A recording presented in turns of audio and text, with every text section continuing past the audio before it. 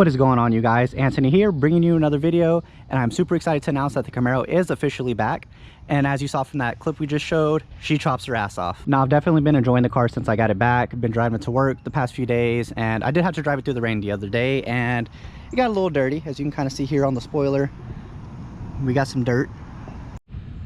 So we're gonna take her a really quick bath here and get her looking really good for the weekend that we have coming up. And today we're actually gonna try a few different products here that I recently got by Tough Towel. So here we do have the Tough Towel. This is the drying towel. It's supposed to make drying really easy because I think we all kind of hate drying the car. It's kind of my least favorite part, at least. We got the Tough Sponge there and Tough Fibers. So I'm definitely going to use each one of these today: the towel, the sponge, and the fibers. It's not really a sponge, I guess. It's kind of a soft microfiber material. But yeah, we're gonna try it out and see how we like it. Alrighty, you guys, so before we get the car all wet down, we are gonna go ahead and drop the Tough Mitt here into our bucket of soap and water. And I just picked up this car wash stuff. I'm not gonna lie, I kind of spilt some the other day, so I was running a little low, and I saw this at the grocery store earlier, so I picked it up. I was getting some refreshments, you know, water, Gatorade, all that stuff. But anyways, we're gonna go ahead and get this Tough Mitt soaking. And it's a Tough Mitt, it's not a sponge. I don't know why I called it a sponge, but it's a Tough Mitt. Go and get that fully submerged there.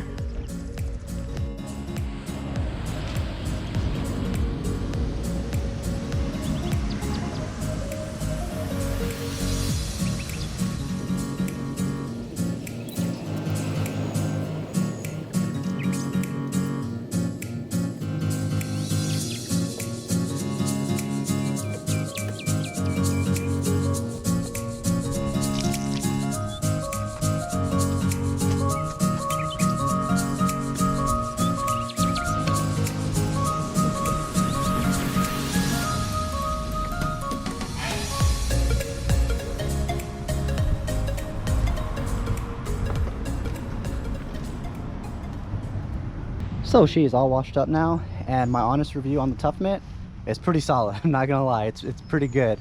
It's nice and soft. It doesn't feel like you're scratching the paint or anything like that whenever you're using it. Not that the paint on this car is perfect by any means, but it's pretty decent.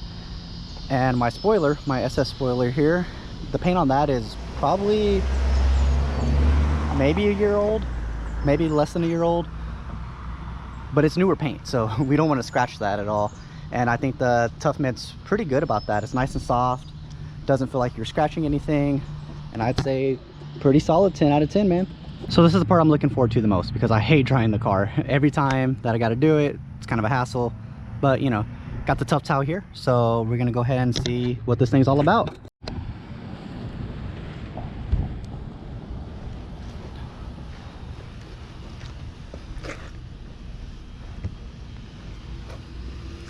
Dude, this thing makes it so easy to dry.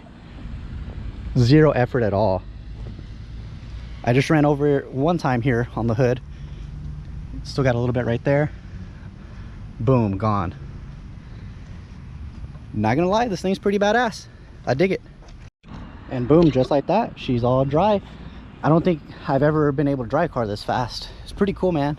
Just run it over one time and it gets everything except for what comes out of the tail lights there, but that's not because of the towel. That's just because water gets stuck there in the cracks and it leaks out.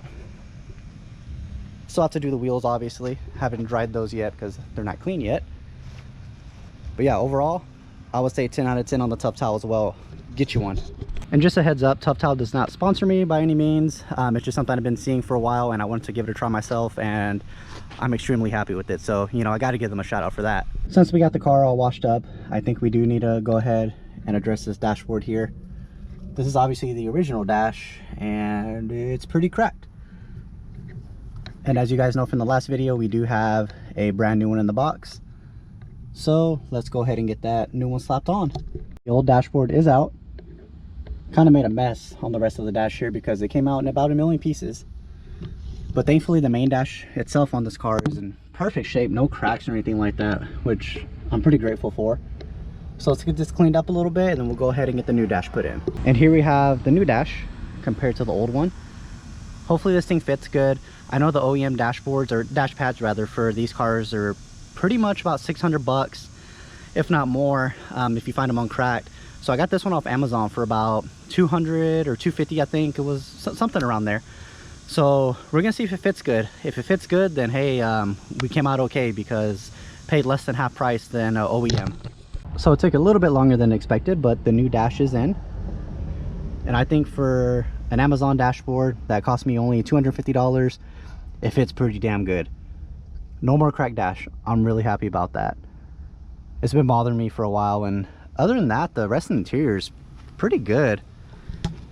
We got the Corbo seats, we got the leather back seats. The interior is pretty good now. I'm definitely very happy with it. All right, now that she looks all good and clean, I'm gonna go ahead and give you guys a quick breakdown here of the new setup that I got going on.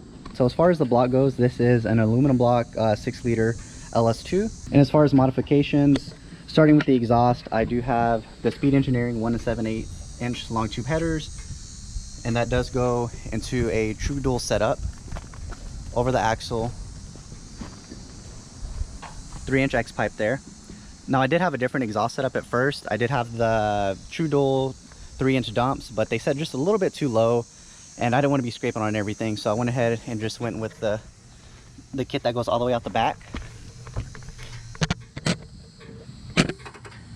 Pretty good little setup there by Speed Engineering. I like it a lot.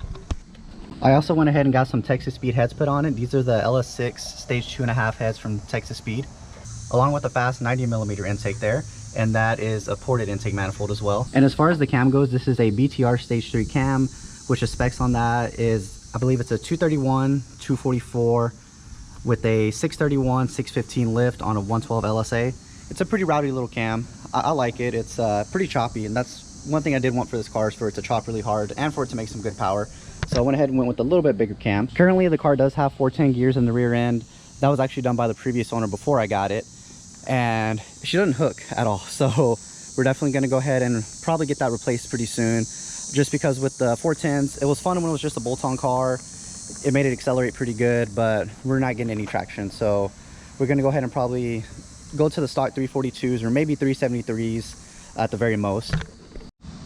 But after we do that, after we swap that rear end, pretty much I'm just going to enjoy it after that. I'm probably going to get it dyno tuned just so I can get a true number of what it's making. I'm thinking it should make around 480 with the mods that it has, and I'll be pretty happy with that. It's going to be a fun little street car.